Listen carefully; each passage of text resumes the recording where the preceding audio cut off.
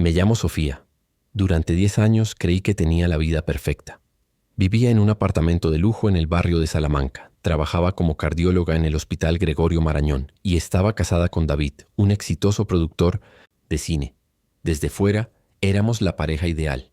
Invitaciones a estrenos de películas, cenas en restaurantes de moda, vacaciones en las playas de Ibiza. Pero detrás de esa fachada de felicidad se escondía una verdad dolorosa. Nuestro matrimonio era una cáscara vacía. Todo comenzó a desmoronarse hace 6 meses. Fueron pequeñas cosas al principio, detalles que intenté ignorar. David empezó a trabajar hasta tarde más seguido. Llegaba a casa con el aroma de un perfume que no era el suyo, un olor dulce con notas de vainilla y jazmín. Cuando le preguntaba sobre ello, él se encogía de hombros y decía: «Es solo la nueva asistente, siempre está probando perfumes ridículos». Yo asentía, fingiendo creerle, pero algo en su voz sonaba falso. El cambio más obvio fue su teléfono. Antes lo dejaba sobre la mesita de noche, ahora dormía con él bajo la almohada. Una noche desperté por el zumbido de una notificación. La pantalla iluminaba su rostro mientras leía el mensaje con una sonrisa que ya no me dirigía a mí. «¿Quién es a esta hora?», pregunté, tratando de sonar casual. «Solo trabajo, cariño, vuelve a dormir», respondió sin mirarme. La gota que colmó el vaso fue el boleto de avión. David dijo que viajaba a Málaga para supervisar locaciones. Pero mientras buscaba su pasaporte, encontré un papel arrugado en el bolsillo de su chaqueta. Un boarding pass de Madrid a Barcelona, para las mismas fechas. Mi corazón se aceleró. Barcelona no era Málaga. Barcelona era donde vivía su ex, asistente Clara, la misma que siempre mencionaba con una sonrisa demasiado amplia. Decidí seguirle. Era una decisión desesperada, pero necesitaba saber la verdad. Tomé el día libre en el hospital y me estacioné frente a su oficina. A las 11 a.m. salió. No estaba solo. De su brazo colgaba una mujer joven, de cabello oscuro y risa contagiosa. Era Clara. Los vi subir a su Audi negro y conducir hacia la carretera de Burgos. Los seguí, con las manos sudorosas agarrando el volante. No se dirigieron a ningún estudio de filmación. En vez de eso, entraron en un pequeño hotel boutique escondido entre los árboles. Observé desde lejos cómo David le acariciaba la mejilla, cómo se inclinaba para besarla. Fue en ese momento que mi mundo se hizo añicos. 10 años de matrimonio, reducidos a un clandestino encuentro en un hotel barato. Pero lo peor no fue la infidelidad. Lo peor vino después. Al día siguiente confronté a David. Esperaba negaciones, excusas, tal vez incluso lágrimas. En vez de eso, se limitó a fruncir el ceño y decir: «Sofía, no seas dramática. Clara es solo una amiga». Fuimos a discutir el guión. Su frialdad me dejó sin palabras. ¿Cómo podía mentir tan fácilmente? ¿Cómo podía tratarme como si fuera yo la que estaba exagerando? Esa noche revisé su iPad antiguo, aquel que ya casi no usaba. Para mi sorpresa, aún estaba sincronizado con su iCloud. Y allí, entre emails de trabajo y facturas, encontré la prueba definitiva. Una reserva para 2 personas en un hotel en París. Para la siguiente semana. Incluía un spa de lujo y cena en el Jules Verne. Todo pagado con nuestra cuenta conjunta. Sentí una mezcla de rabia y dolor tan intensa que creí que me desmayaría. No solo me era infiel. Estaba usando nuestro dinero para financiar sus aventuras. Decidí que necesitaba contárselo a alguien. Marisol, mi mejor amiga desde la universidad, era la única persona en quien confiaba. Fuimos a tomar café a nuestro lugar usual en la Plaza Mayor. Le conté todo. El perfume, el boleto de avión, el hotel, la reserva en París. Para mi sorpresa no pareció choqueada. En vez de eso evitó mi mirada y murmuró: «Sofía, tal vez estás malinterpretando las cosas. David te ama». Algo en su tono me alertó. Era la misma excusa que David usaba. Era posible que... No podía ser. Marisol era mi amiga. Habíamos pasado por todo juntas. Pero cuando regresé a casa revisé las fotos que había tomado frente al hotel. Y allí, en el fondo de una de las imágenes, había un coche familiar, un Mini Cooper rojo, el mismo coche que Marisol había comprado el mes pasado. El corazón se me heló. ¿Estaba Marisol allí? ¿Sabía? ¿O era aún peor? Esa fue la chispa que encendió la mecha. Ya no se trataba solo de una infidelidad, se trataba de una red de mentiras. Y mi mejor amiga parecía estar en el centro de ella. La revelación sobre Marisol me dejó paralizada. Mi mejor amiga estaba involucrada en la traición de David. ¿Era posible que ambos me estuvieran mintiendo? Esa noche no pude dormir. Cada vez que cerraba los ojos veía el Mini Cooper rojo de Marisol estacionado cerca de ese hotel maldito. ¿Qué hacía ella allí? ¿Era solo una coincidencia? Decidí que necesitaba respuestas y solo había una forma de obtenerlas. Debía investigar por mi cuenta. Al día siguiente llamé a la Fantela clínica y dije que estaba enferma. Luego conduje hasta el estudio de David. No iba a confrontarlo. Solo quería observar. Me estacioné en un café across the street con vista a la entrada principal. Pedí un cortado y esperé. Las horas pasaban lentamente. Vi asistentes cargando, equipos, actrices entrando y saliendo, pero no había señal de David ni de Clara. Fue entonces cuando lo vi, no saliendo por la puerta principal, sino por una entrada trasera, casi escondida. Y no estaba solo. Marisol caminaba a su lado, riendo abiertamente. Llevaba un vestido que yo le había ayudado a elegir para su aniversario de bodas. David le dijo algo al oído y ella sonrió, golpeándolo juguemente en el brazo. La complicidad entre ellos era palpable, íntima. Ya no había duda. Mi mejor amiga y mi esposo me traicionaban juntos. Sentí un dolor tan agudo que creí que me desmayaría allí mismo, en ese café lleno de extraños. ¿Cuánto tiempo llevaba esto? ¿Todos esos años de amistad con Marisol eran una farsa? Todas esas veces que lloré en su hombro por mis problemas matrimoniales, ella ya sabía la verdad y me mentía a la cara. La rabia comenzó a reemplazar el dolor. Una rabia fría y calculadora. Ya no lloré. En cambio, saqué mi teléfono y comencé a grabar un video. Zooming en sus caras, en sus sonrisas, en la forma en que se tocaban. Quería pruebas irrefutables, no solo para mí, sino para el día en que decidiera enfrentarlos. Seguí a Marisol después de que se separó de David. Condujo hasta una tienda de joyas en la calle Serrano. Desde la ventana la vi probarse un collar de diamantes. No cualquier collar, sino uno que yo había admirado con David hacía solo un mes. «Es demasiado caro para nosotros, cariño», me había dicho entonces. Pero ahora allí estaba Marisol, sonriendo mientras el vendedor le colocaba el collar alrededor del cuello. Pagó con una tarjeta negra, la tarjeta Black de American Express, de David. Reconocí el plástico brillante instantly. Era la tarjeta que solo usaba para gastos de negocios importantes. En ese momento supe que no solo me robaba a mi esposo y a mi amiga, me robaba mi vida, mi dinero, mi dignidad. Decidí que no me quedaría de brazos cruzados. Si querían jugar sucio, yo aprendería las reglas del juego. Regresé a casa esa noche con un plan claro. David llegó tarde, como era usual ahora. Olía a alcohol y a ese perfume dulce que tanto odiaba. Reunión con inversores, murmuró sin mirarme, y se dirigió directamente a la ducha. Mientras él estaba en la ducha, tomé su teléfono. Siempre usaba la misma contraseña, la fecha de nacimiento de nuestro hijo, Javier. Una puerta abierta a sus secretos. Revisé sus mensajes de WhatsApp. La conversación con Clara era esperable. Fotos íntimas, planes para verse, declaraciones, de amor cursices. Pero fue la conversación con Marisol la que me dejó sin aliento. No era una conversación romántica. Era práctica, fría, llena de cálculo. Hablaban de mí. Marisol le aconsejaba sobre cómo manipularme. Dile que estás deprimido por el trabajo, que necesitas espacio. Ella es compasiva, caerá. David respondía. Ya no aguanto sus preguntas. Tenemos que acelerar el plan. ¿El plan? ¿Qué plan? Mi mente racet. Querían divorciarse. Querían quedarse con la casa, con la custodia de Javier. Scrollé hacia arriba en la conversación. Y allí, entre mensajes sobre documentos legales y reuniones con su abogado, lo vi. Una screenshot de una póliza de seguro de vida. Mi seguro de vida. David era el beneficiario principal. Y en el monto asegurado, 2 millones de euros. La sangre se heló en mis venas. Esto ya no era una infidelidad.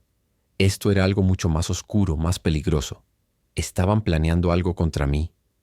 ¿Era eso posible? Dejé el teléfono exactamente donde lo había encontrado, con las manos temblando. Me miré en el espejo del baño. Ya no veía a la mujer ingenua que creía en cuentos de hadas. Veía a una luchadora, una sobreviviente. David y Marisol no sabían con quién se estaban metiendo. Iba a exponerlos. Iba a proteger a mi hijo. Iba a proteger mi vida. Pero no podía hacerlo sola. Necesitaba ayuda. Necesitaba a alguien de confianza. Y en ese momento solo se me ocurrió una persona. Mi hermano pequeño, Carlos. Un abogado inteligente y despiadado que trabajaba en una firma de élite. Era el único que no estaba conectado con el mundo de David y Marisol. Era mi única esperanza. Llamé a Carlos esa misma noche, desde el teléfono fijo de la casa. Le conté todo, con una voz fría que ni yo misma reconocía. No lloré, no me quejé, solo expuse los hechos. La infidelidad, la traición de Marisol, el seguro de vida, los mensajes. Carlos escuchó en silencio. Cuando terminé, solo dijo 3 palabras. Estoy de camino. Carlos llegó en menos de 20 minutos. Traía consigo una maleta negra, llena de equipo que parecía sacado de una película de espías, grabadoras de voz diminutas, un localizador GPS y un dispositivo para clonar teléfonos. Hermana, si juegan sucio, nosotros jugamos más sucio, dijo con una sonrisa fría mientras conectaba su laptop en mi salón. Mientras Carlos trabajaba, yo revisaba las cuentas bancarias compartidas. Para mi horror, descubrí que David había estado transfiriendo grandes sumas de dinero a una cuenta en las Islas Caimán durante los últimos 6 meses. Casi 200.000 euros. Gastos de producción, decían las descripciones. Pero cuando crucé las fechas con su calendario, vi que coincidían con los fines de semana que decía estar en retiros de escritura. Carlos intervino mi teléfono y el de David.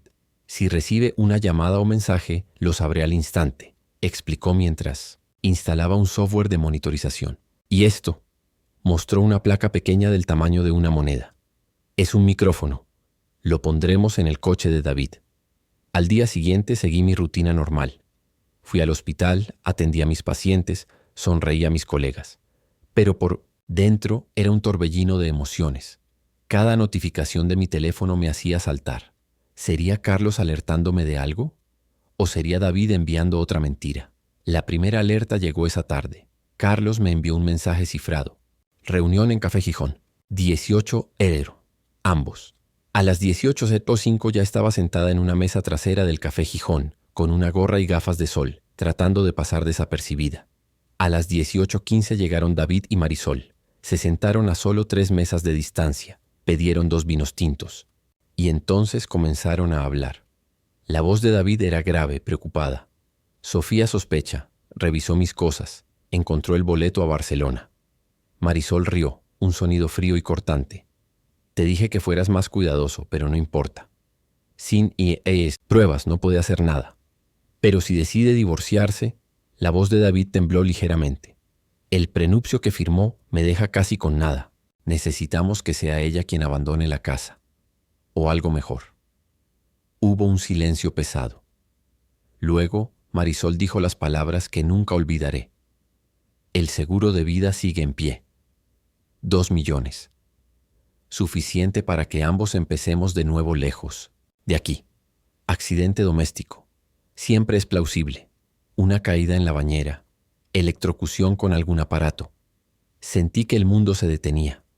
No solo estaban hablando de divorcio, estaban hablando de mi muerte. Mi propia amiga de la infancia planificando mi asesinato con mi esposo. Agarré la mesa para no caerme, las núcleas blancas de tanto apretar. David murmuró algo sobre ser demasiado arriesgado. Marisol insistió. ¿Prefieres perderlo todo? Ella tiene las pruebas de las transferencias. Si va a la policía nos hundimos ambos. En ese momento el camarero se acercó a su mesa. Marisol cambió instantáneamente de tema, riendo sobre alguna anécdota trivial como si nada. Eran actores consumados. Salí del café temblando. Carlos me esperaba en un coche a 2 calles de distancia. Lo grabé todo, dijo, mostrándome una grabadora. Tengo suficiente para ir a la policía ahora mismo. Pero yo negué con la cabeza. No todavía. Quiero saber hasta dónde llegan. Quiero que se expongan solos. Carlos me miró con admiración y preocupación. Esto es peligroso, Sofía. Si sospechan que sabes algo, por eso necesitamos movernos rápido, interrumpí. ¿Y el localizador? Instalado en su Audi mañana. Aquí está la AP. Carlos me mostró su teléfono. Un mapa de Madrid apareció en pantalla, con un punto rojo parpadeante que representaba el coche de David. En ese momento el punto se movía por la Castellana. Va hacia su apartamento, dijo Carlos. Él declara.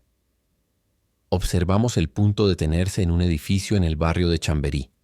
La dirección que apareció coincidía exactamente con la que había encontrado en la factura del hotel. Esa noche, cuando David llegó a casa, olía a menta y jabón caro. Claramente había intentado borrar todo rastro de su encuentro. Cené con los inversores japoneses, dijo mientras colgaba su abrigo. Fue aburridísimo.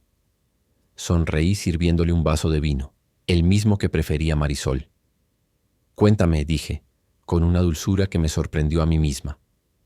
Mientras él inventaba historias sobre sushi y negociaciones, yo observaba su rostro. Buscaba algún rastro de remordimiento, de humanidad, pero solo vi fatiga e impaciencia. Estaba ansioso porque terminara la farsa y poder retirarse a su teléfono, a sus mensajes secretos. En ese momento supe que el hombre que amé había muerto hacía mucho tiempo, o quizás nunca existió. Ahora era solo un extraño peligroso, compartiendo mi techo. Esa noche, mientras David dormía, entré sigilosamente a su estudio. Con la contraseña de nuestro hijo, accedí a su computadora. Revisé sus correos eliminados, sus archivos ocultos. Y allí, en una carpeta etiquetada como Impuestos 2022, encontré el documento más aterrador de todos. Un testamento falsificado a mi nombre, dejándole todo a él en caso de mi accidental fallecimiento. Estaba fechado de hace solo 3 meses. Imprimí el documento con manos temblorosas. Cada página era una puñalada. La firma era una imitación burda de la mía, claramente hecha con algún software, pero lo suficientemente convincente para pasar una inspección superficial. Me senté en el suelo de su estudio abrazando mis rodillas. La realidad era peor de lo que imaginaba. No solo querían matarme, querían robarme hasta mi última voluntad. En ese momento recibí un mensaje de Carlos. Revisa tu email, urgente. Abrí mi laptop. Carlos me había enviado un archivo de audio, la grabación completa de la conversación. En el Café Gijón, limpia y clara. Y un segundo archivo, los registros de llamadas de David de los últimos 6 meses. Un patrón claro emergía. Llamadas diarias a Marisol, llamadas nocturnas a Clara, y varias llamadas a un número no identificado en Suiza. Carlos escribió: ese número suizo pertenece a un abogado especializado en divorcios internacionales y reclamaciones de seguros. No es coincidencia. Miré a David durmiendo en nuestra cama. Su respiración era calmada, inocente. ¿Cómo podía alguien planificar algo tan malvado y luego dormir tan plácidamente? Decidí que era hora de cambiar las reglas del juego. Si querían fuego, yo les daría incendio. Al día siguiente programé una cita con mi gerente de banco. Transferí la mitad de nuestros ahorros conjuntos a una cuenta secreta que abría a nombre de mi hermano. Congelé las tarjetas de crédito compartidas. Y luego hice la jugada más arriesgada. Programé una consulta con el mejor abogado de divorcios de Madrid, el mismo que representaba a varias celebrities españolas. Su nombre era doña Elena Vargas y era conocida por destrozar a hombres, ricos en los tribunales. Cuando le conté mi historia y le mostré las pruebas, las grabaciones, el testamento falso, las transferencias a las Caimán, sonrió con una mezcla de pena y profesionalismo. Querida, no se preocupe. Tenemos más que suficiente para no solo ganar, sino para asegurarse de que él termine en la cárcel. Y la amiga también por complicidad. Salí de su oficina con una mezcla de alivio y terror. La batalla legal sería brutal, pública y dolorosa. Pero ya no tenía miedo. Tenía algo que ellos subestimaron, la verdad de mi lado. Y ahora sabían que lo sabía. La reunión con doña Elena Vargas me dejó con una mezcla de alivio y ansiedad. Por un lado, tenía a la mejor abogada de Madrid de mi lado. Por otro, sabía que la guerra apenas comenzaba. David no se rendiría fácilmente. Y Marisol, bueno, Marisol era impredecible. Esa noche David notó que algo ocurría. «Has estado callada todo el día», comentó durante la cena. «¿Todo bien en el hospital?» Su tono era casual, pero sus ojos me examinaban con desconfianza. «Sí, solo cansada», respondí, jugando con mi ensalada. «Muchos pacientes hoy». Mentir se volvía más fácil con cada hora que pasaba. «Algo sobre el banco me llamó hoy», dijo, de repente clavando su cuchillo en el filete. «Dijeron que hubo actividad inusual en la cuenta conjunta. ¿Sabes algo al respecto?» El corazón me latió con fuerza. ¿Actividad? No. ¿Qué clase de actividad? Intenté sonar curiosa, no defensiva. Alguien intentó transferir una gran suma a una cuenta en Suiza. Él bloqueó por seguridad. Miró fijamente. «No fuiste tú, ¿verdad?»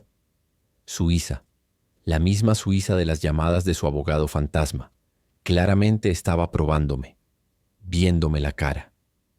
Yo, por favor, David, ni siquiera sé cómo hacer esas transferencias. Tú siempre te encargaste de las finanzas.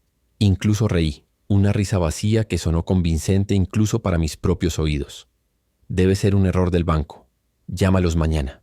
Asintió, pero la desconfianza no desapareció de sus ojos. Sí, un error. Cambió de tema abruptamente. Oye, Javier pregunta si podemos ir el fin de semana a ese nuevo parque acuático. He estado tan ocupado. Usar a nuestro hijo como distracción. Bajo, incluso para él. Claro, sonreí. Será divertido. Y por primera vez no estaba mintiendo. Quería ver a mi hijo. Quería recordar por qué luchaba en medio de todo ese infierno. Al día siguiente recibí una llamada de un número desconocido. Una voz masculina, grave y profesional dijo: «Señora Sofía, me recomienda doña Elena. Necesitamos reunirnos. Tengo información que puede interesarle». Quedé en encontrarme con él en un lugar público, la Biblioteca Nacional. Llegué temprano, nerviosa. El hombre resultó ser un investigador privado que doña Elena usaba frecuentemente. Se llamaba Antonio. «Tengo malas noticias», dijo sin preámbulos, pasándome un sobre marrón. «Su marido y la señora Marisol no solo planean, bueno, lo obvio, también están desviando fondos de su empresa a cuentas fantasma. Aquí tiene las pruebas». Abrí el sobre. Facturas falsas, contratos inflados, transferencias a empresas que no existían. David no solo me robaba a mí, estaba robando a sus propios inversionistas. Pero eso no es todo. Antonio bajó la voz. La señora Marisol no es quien dice ser. ¿Qué quiere decir?, pregunté, confundida. Su nombre real es Marta Solís.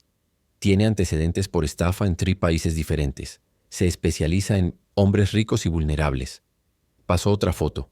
Una Marisol más joven con otro nombre, en los brazos de 1800, un hombre anciano y claramente adinerado. El mundo giraba a mi alrededor. Mi mejor amiga, una estafadora profesional. ¿Y David? ¿Era otro de sus blancos o era su cómplice? ¿Él lo sabe?, logré preguntar. Lo duda, dijo Antonio. Pero mi instinto me dice que sí. Son socios. Hacen esto desde hace años. Regresé a casa esa tarde con la cabeza dando vueltas. ¿David era una víctima o un monstruo? ¿Importaba siquiera? Seguía planeando mi muerte. Esa noche, mientras David dormía, entré a su estudio por segunda vez. Pero esta vez no busqué documentos. Busqué algo más personal. Su diario antiguo, el que escribía cuando nos conocimos. Lo encontré escondido detrás de libros viejos. Lo abrí con manos temblorosas. Las primeras páginas hablaban de mí, de nuestro amor, de sus sueños. Lloré leyéndolas. El hombre que escribió esas palabras, ¿dónde estaba? Pero luego las entradas cambiaron. Fechadas hace 2 años. Hablaban de oportunidades de negocio con una socia nueva, Marisol. Describía sus planes con una frialdad que helaba la sangre. Marta tiene los contactos. Yo tengo el acceso. Será fácil. Siguientes páginas. Sofía sospecha. Tenemos que acelerar el plan. Y luego, la entrada más corta y aterradora. El seguro de vida está listo. Solo necesitamos el momento adecuado. Cerré el diario sintiéndome físicamente enferma. No había duda. David no era una víctima. Era el arquitecto de todo esto. En ese momento escuché un ruido en la puerta. Me giré, y allí estaba David observándome con el diario en mis manos. Su expresión no era de enojo, era de pura satisfacción. «Ahora lo sabes todo», dijo suavemente. «Qué alivio, ¿no? No más mentiras». «¿Por qué, David?», logré susurrar. «Te amé, te di todo». «Porque pudiste», respondió acercándose. «Porque eras ingenua, porque confiaste, y en este mundo la confianza es una debilidad que merece ser castigada». Tomó el diario de mis manos. Esto no te salvará. Nadie te creerá. Soy un hombre respetado. Tú eres solo una esposa celosa con problemas emocionales. Sonrió, una sonrisa que no llegaba a sus ojos. Ahora vete a dormir. Mañana hablaremos sobre ese dinero que falta en el banco. Salí de su estudio temblando de head to toe. Esta vez el monstruo me había mostrado su verdadera cara, y era peor de lo que jamás imaginé. La batalla había escalado. Ya no era una guerra fría, era una guerra declarada. Y yo Yo estaba lista para pelear. Al día siguiente desperté con una determinación de acero. David había cruzado una línea al amenazarme directamente. Ya no había espacio para dudas o sentimentalismos. Era yo, o ellos. Mientras David estaba en la ducha, envié un mensaje cifrado a Carlos y a doña Elena. Código rojo. Reunión urgente. Hoy. Nos encontramos en un lugar seguro. Un pequeño apartamento que Carlos alquilaba a nombre de un testaferro. Doña Elena llegó con una maleta llena de documentos. He estado revisando todo, dijo sin preámbulos. Tenemos tonis suficiente para llevarlos a ambos ante un juez. Pero, hizo una pausa dramática. Debemos movernos rápido. Antonio me informó que David ha estado haciendo consultas sobre cómo invalidar un testamento bajo coerción. Está preparando su contraataque. Carlos mostró imágenes en su laptop. David y Marisol reuniéndose con un hombre de aspecto sombrío en un garaje abandonado. ¿Un abogado?, pregunté. Peor, respondió Carlos. Un ex policía expulsado por corrupción, especializado en hacer problemas desaparecer. El aire se escapó de mis pulmones. ¿Estaban contratando a un sicario? ¿Era real? Tenemos que sacarte de esa casa, dijo Carlos firmemente. Hoy, ahora. Doña Elena asintió. Tengo una orden de restricción de emergencia lista, firmada por un juez. Prohíbe a David acercarse a ti o a Javier, pero necesitamos ejecutarla con cuidado. Mientras ellos planeaban, miré por la ventana. Madrid parecía el mismo de siempre, pero para mí nunca volvería a hacerlo. ¿Dónde estaba segura? ¿En mi propia casa? ¿En el hospital? ¿En brazos de mi mejor amiga? Decidí jugar mi última carta. Necesito una hora en casa, dije. Tengo que recuperar las joyas de mi abuela y el pasaporte de Javier. Luego me iré. Carlos quiso protestar, pero doña Elena lo detuvo. Una hora, ni un minuto más, te esperaremos aquí. Conduje de vuelta a casa con las manos agarrando el volante con fuerza. Cada semáforo en rojo me parecía una eternidad. Al llegar, respiré aliviada al ver que el Audi de David no estaba. Subí las escaleras corriendo. Abrí la caja fuerte escondida detrás del espejo del baño. Joyas, pasaportes, efectivo de emergencia, todo allí. Lo metí todo en una mochila. Y entonces lo vi, sobre mi almohada, una sola rosa roja y una nota escrita en la letra de David. Las rosas rojas simbolizan la pasión, pero también la sangre. Elegiste mal, Sofía. El corazón se me detuvo. Él sabía. Sabía que yo sabía. Sabía que estaba planeando irme. Giré sobre mis talones, y allí estaba él, parado en la puerta del dormitorio, con una sonrisa tranquila y una pistola en la mano. Pensé que te gustaría la rosa, dijo suavemente. Siempre te gustaron las cosas dramáticas. David, por favor, logré decir, retrocediendo. ¿Por favor qué?, avanzó. ¿Por favor no te mates? ¿Por favor no me robes mi dinero? ¿Por favor no arruines mi vida? Nunca te robé nada, dije tratando de mantener la voz estable. Tú eres el ladrón, tú y tu socia, rió. Marta es un instrumento, como tú, como todos, pero los instrumentos a veces se desgastan. Levantó la pistola y deben ser reemplazados. En ese momento sonaron sirena afuera. Muchas sirenas. David frunció el ceño, distraído por un segundo. Un segundo fue todo lo que necesité. Corrí hacia el baño y me encerré con llave. «¡Está armado!», grité por teléfono a Carlos, quien había llamado justo en ese momento. «En el dormitorio». David golpeó la puerta. «Abre esta puerta, Sofía. No hagas esto más difícil». Los golpes se volvieron más fuertes. La cinta madera comenzó a ceder. Rebusqué en mi mochila y saqué el spray de pimienta que Carlos me había dado. No era una pistola, pero era algo. La puerta se abrió de golpe. David entró con los ojos llenos de rabia. Se acabó el juego. Le disparé el spray directamente a la cara. Aulló de dolor cayendo de rodillas. Empujé hacia pasado él, corriendo escaleras abajo. Afuera, la policía ya estaba rodeando la casa. «Él tiene un arma», grité, señalando hacia arriba. «En el dormitorio». Todo pasó rápido después de eso. David arrestado, mi declaración, la orden de restricción, la mochila con mis cosas, a salvo. Pero mientras me subía al coche de Carlos, miré hacia atrás. hacia esa casa que una vez fue mi sueño. Ahora era solo una cáscara vacía, llena de pesadillas. ¿Estás bien?, preguntó Carlos. No, respondí mirando hacia adelante. Pero lo estaré. La guerra no había terminado, pero la primera batalla la había ganado yo. Las horas siguientes al arresto de David fueron un torbellino. Declaraciones en la comisaría, llamadas de periodistas que ya olfateaban el escándalo, mi foto en todos los canales de televisión, la doctora que enfrentó a su poderoso marido. Carlos y doña Elena no se separaron de mí ni un segundo.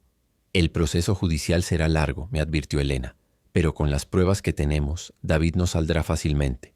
Y Marisol, bueno, ella tiene mucho que explicar. Marisol. Al oír su nombre, un escalofrío me recorrió la espalda. ¿Dónde estaba ella? ¿Sabía que David estaba arrestado? ¿Estaría planeando huir? Antonio, el investigador, apareció con información fresca. He rastreado los movimientos de Marisol. Hizo una reserva en el aeropuerto. Un vuelo a Dubái esta noche. Con pasaporte falso, por supuesto. No puede huir, dije alarmada. Tiene que pagar por lo que hizo. No huirá, dijo Carlos con calma. La policía ya está esperándola en el aeropuerto. Doña Elena se encargó de eso. Mientras en la comisaría, David intentaba negociar. «Quiere hablar contigo», me informó el oficial. «Dice que tiene información que te interesaría. Sobre Marisol». Doña Elena frunció el ceño. «Es una trampa. No hables con él sin mi presencia». Pero la curiosidad pudo más que yo. «¿Qué clase de información?», pregunté. «Dice que Marisol no actuaba sola, que tenía un cómplice dentro del hospital donde trabajas. Alguien que le pasaba información sobre tu horario, tus movimientos». El suelo pareció inclinarse bajo mis pies.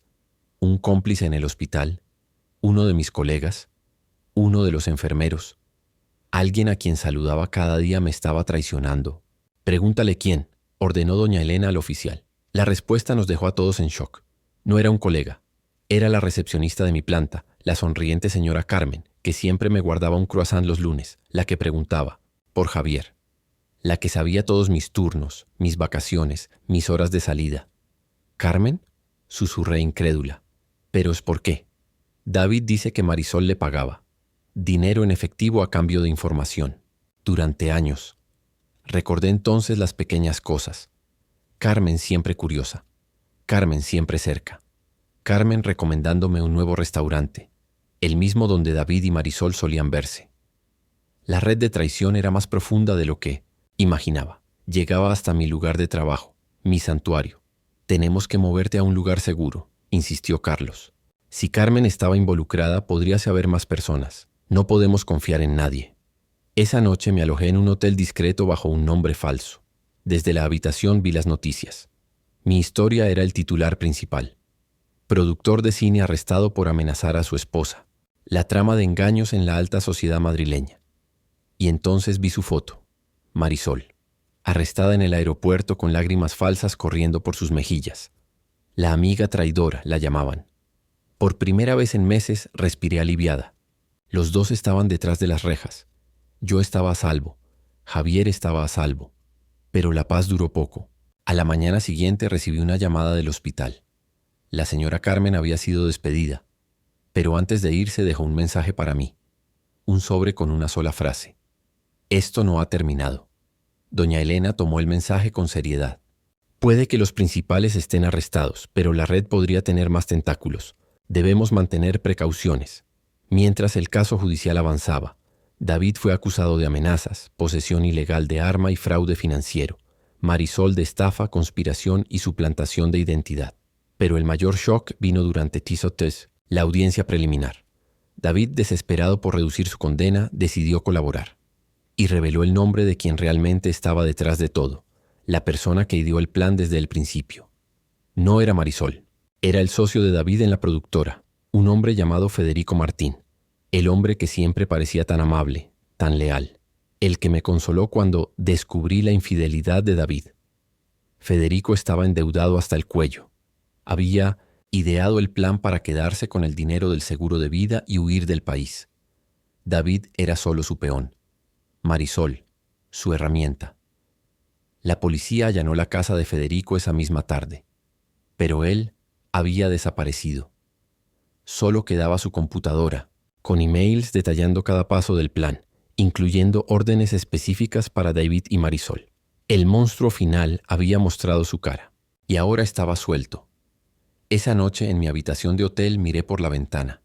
Madrid brillaba bajo la lluvia, había ganado batallas, pero la guerra aún no terminaba. Federico estaba ahí fuera, enojado, acorralado, y sabía que yo era la clave para enviarlo a prisión de por vida. La siguiente vez que sonó el teléfono, supe que era él antes de descolgar. Su voz era un hilo venenoso. Has sido muy inteligente, Sofía, pero todos los juegos terminan. Te veré pronto. Colgó, y supe que esto iba más allá de un divorcio. Esto era una lucha por mi vida. La amenaza de Federico sonaba en mis oídos como una campana funeraria. Te veré pronto. Esas 3 palabras me perseguían cada vez que cerraba los ojos. Doña Elena y Carlos incrementaron la seguridad. Contrataron un guardaespaldas para que me vigilara 24 horas al día. Ya no era solo una precaución, era una necesidad. Mientras, el caso contra David y Marisol se fortalecía. Con la colaboración de David, la policía recuperó más dinero de las cuentas offshore. Marisol, por su parte, intentó negociar una condena menor, entregando más nombres de la red de Federico, pero tenía poco que ofrecer. Era una pieza más en el tablero de ajedrez de Federico.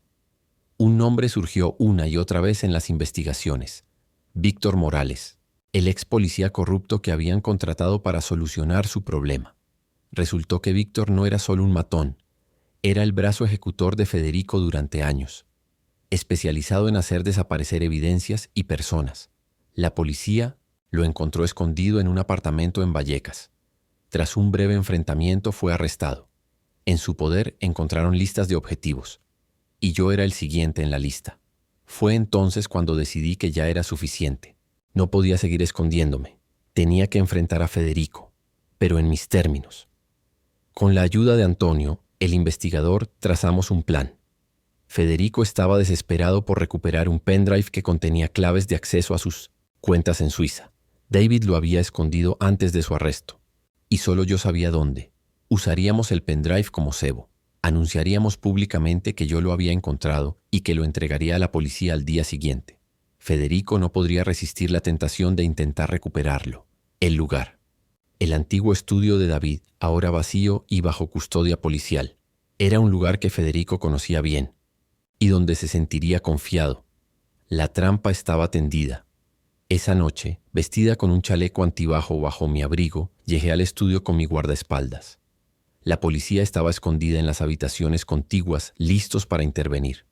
El pendrive estaba sobre una mesa en el centro de la sala, brillando bajo la luz de la luna que entraba por la ventana rota. Minutos pasaron, luego horas. Federico no aparecía. Empezaba a pensar que había olido la trampa, cuando de repente las luces se apagaron. Todo quedó a oscuras. Solo se oía mi respiración entrecortada. «Está bien», susurró el guardaespaldas por el intercomunicador. «Mantenga la calma. Tenemos visión térmica. Vemos a alguien acercarse por la entrada trasera». Un crujido. Una puerta abriéndose lentamente. Entonces lo vi. La silueta de Federico recortada contra la claridad de la noche, avanzando hacia la mesa como un fantasma. «Ahora», dije por el intercomunicador. Las luces se encendieron de golpe. Federico quedó cegado por un momento, suficiente para que la policía saliera de sus escondites. «Alto, policía». Pero Federico era rápido, más rápido de lo que esperábamos. Empujó un estante metálico hacia los agentes y corrió hacia mí. «¡Tú!», gritó con rabia. «Todo esto es por tu culpa». Sacó una navaja. El guardaespaldas se interpuso, pero Federico era ágil. Esquivó su embestida y me agarró del brazo. «Vienes conmigo», escupió. «Mi seguro para salir de aquí». Me arrastró hacia la salida trasera. Su fuerza era increíble. La navaja presionaba mi cuello. «Déjela ir, Federico», gritó Carlos, que había aparecido en la entrada. «Estás rodeado». «Abran camino o la mato», gritó Federico desesperado. En ese momento de distracción, hice lo que Carlos me enseñó. Pisé fuerte su pie y me giró bruscamente, liberándome de su agarre. La navaja voló por los aires. Federico aulló de dolor. Y entonces, el sonido seco de un disparo. No, no fue la policía. Desde las sombras, una figura emergió, pequeña, delgada, sosteniendo un arma humeante. Era Carmen, la recepcionista, con lágrimas en los ojos y una pistola temblorosa en las manos. Él mató a mi hijo, dijo, con la voz quebrada. Hace 5 años, por una deuda, y ahora está pagado.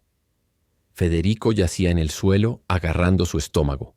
La policía lo inmovilizó rápidamente. Carmen dejó caer el arma. Lo siento, doctora Sofía. Nunca quise hacerle daño. Pero él me obligó. Amenazó con matar a mi nieta. Todo encajó. Carmen no era una cómplice voluntaria. Era otra víctima de Federico. Mientras llevaban a Federico a la ambulancia, me acerqué a Carmen. ¿Por qué no fuiste a la policía? Por miedo, lloró. Usted no sabe de lo que es capaz ese hombre. Esa noche la red entera se desmoronó. Con Federico arrestado y grave, todos empezaron a cantar. David, Marisol, Víctor, todos querían reducir sus condenas. El monstruo había sido decapitado. Pero para mí, la victoria sabía amarga. Tantas vidas arruinadas, tantos daños colaterales. Regresé al hotel y por primera vez en meses lloré, no de miedo sino de alivio y de pena por todo lo perdido. La pesadilla había terminado, pero las cicatrices siempre estarían allí. 1 año después, me senté en el banco del jardín botánico mirando cómo Javier corría entre los árboles. Su risa era el sonido más preciado que había escuchado en mucho tiempo. Después de todo el dolor, había encontrado la paz. El proceso judicial fue largo y agotador. David aceptó un acuerdo de culpabilidad a cambio de una sentencia reducida. 8 años de prisión por fraude financiero, conspiración y posesión ilegal de armas. Marisol recibió 5 años por estafa y suplantación de identidad.